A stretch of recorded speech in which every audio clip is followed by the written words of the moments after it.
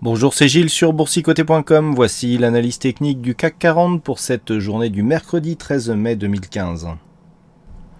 Avec aujourd'hui finalement une séance assez volatile mais qui ne nous donne pas énormément d'indications, quoique nous allons voir que nous avons des phases d'hésitation mais qui ne sont pas de très bon augure si la sortie va dans le sens où on l'attend d'un point de vue technique et en tout cas d'un point de vue chartiste. Alors, dans un premier temps, donc on a ouvert avec un léger gap haussier, le gap haussier qui a été vite refermé. On est venu fermer ici le gap baissier qui s'était ouvert hier pour finalement clôturer en baisse, donc à 4961,86, on perd 0,26% sur cette séance, presque 13 points perdus par rapport au cours d'hier. On crée un petit avalement baissier ici sur le corps de la précédente bougie, alors que nous avions ici un gap baissier, donc même si ce gap baissier est comblé, on clôture sous ce gap, on ne peut pas dire que ce gap ait servi de résistance. Donc là, du point de vue du gap, c'est un petit peu la fin de l'histoire technique en tout cas. Et on vient retester ici cette zone des 4950 points. Alors, on avait plusieurs niveaux d'alerte. Le premier niveau d'alerte, bon, c'était effectivement la rupture de ce gap. Nous avions un autre niveau ici en cas d'attaque et de clôture sous cette zone des 4950. Donc ça n'est pas encore intervenu aujourd'hui, mais on sent quand même que la pression se rapproche. On a rarement clôturé aussi près de cette zone de support depuis son franchissement ici au mois de mars. Donc d'un point de vue technique, qu'est-ce que ça donne ? On a toujours un RSI qui continue à baisser, le stochastique annule son signal haussier, donc ça c'est un mauvais signal. Par contre, alors le MACD d'une manière incompréhensible repasse à la hausse. Alors c'est certains indicateurs ont des secrets dans leurs calculs. Alors c'est vrai qu'avec le jeu des moyennes mobiles, effectivement, et vu qu'on a eu pas mal de volatilité précédemment, et ça peut expliquer. En tout cas, le MACD, lui, repasse plutôt à la hausse. Du point de vue des volumes, par contre, ça, je dirais que ça serait plutôt une bonne nouvelle, en tout cas si on reste haussier sur le CAC, c'est que nous avons une baisse des volumes ici sur cette phase de baisse. On le voit, ces trois bougies ici qui sont sur les dernières bougies qui sont rouges, eh bien les volumes sont en baisse, donc il n'y a pas de forte conviction sur ce mouvement baissier et la volatilité revient aujourd'hui dans la moyenne. Donc on le voit. Bon, on n'a pas énormément de signal. La zone ici des 4950 a été préservée en clôture. On l'a attaqué mais d'une manière moins forte qu'hier. Le comblement du gap ici, ça c'est un petit peu la déception, puisqu'on était monté très haut. Alors le niveau de retournement, il était ici au-dessus de cette bougie, à savoir 5094 points. Je vous avais donné la zone des 5099 puisqu'il s'agit de la zone de résistance actuelle. On ne s'est pas du tout approché de cette zone. On est resté ici sagement dans cette phase de cotation. Alors, ce que l'on peut remarquer par contre, si on commence à tracer des traits, puisqu'un analyste technique, la plupart du temps, il trace des traits, c'est que nous avons donc d'un point de vue court terme, une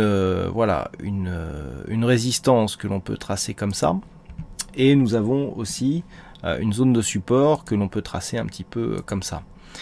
Donc là, clairement, on est dans une phase où on a une formation en triangle. Alors on le voit, même si on considère ici que nous avons une fausse sortie, cette résistance était déjà présente sur la précédente phase ici, sur cette phase juste après, entre les deux derniers points hauts. Mais le problème ici, c'est que cette configuration intervient suite à une baisse et que on rentre ici par le haut de la configuration et que normalement cette figure est une figure plutôt haussière. Alors c'est pas réellement un triangle, c'est pas réellement un fanion non plus.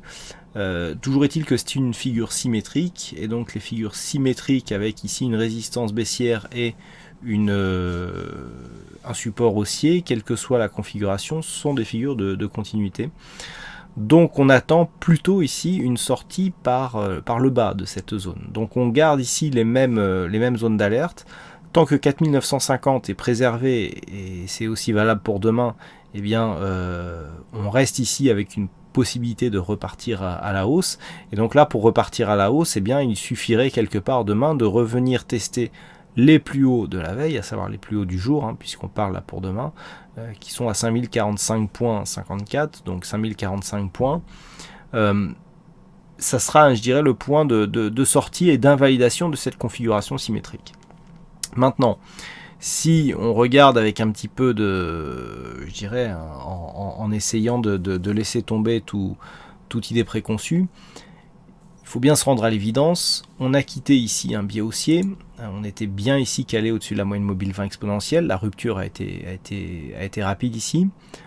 Bol inférieur, moyenne mobile 20 exponentielle, bol inférieur, quasi contact, on revient sur la bol inférieure, c'est baissier, on est entré dans une tendance baissière. Et donc tant que cette zone ici de résistance ne sera pas cassée à la hausse, on restera dans cette dynamique baissière.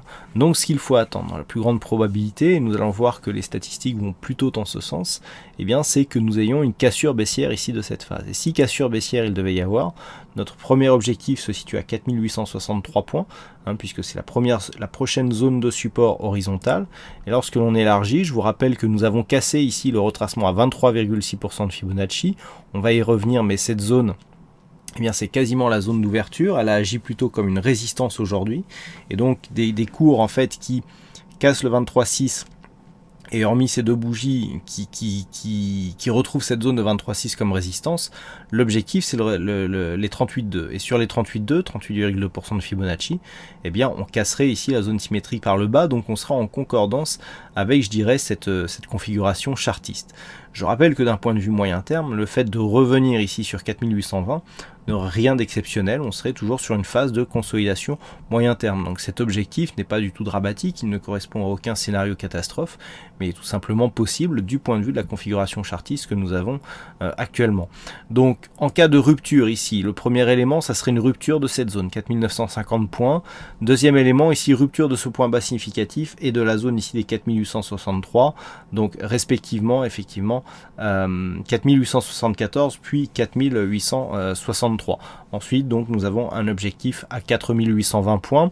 À la hausse, donc, il faudrait déjà s'affranchir de cette zone des 5010 points. C'est vraiment une zone centrale hein, par rapport à la tendance actuelle. D'ailleurs, on le voit, c'est quasiment cette zone qui est au centre ici de cette configuration symétrique que je viens de vous tracer.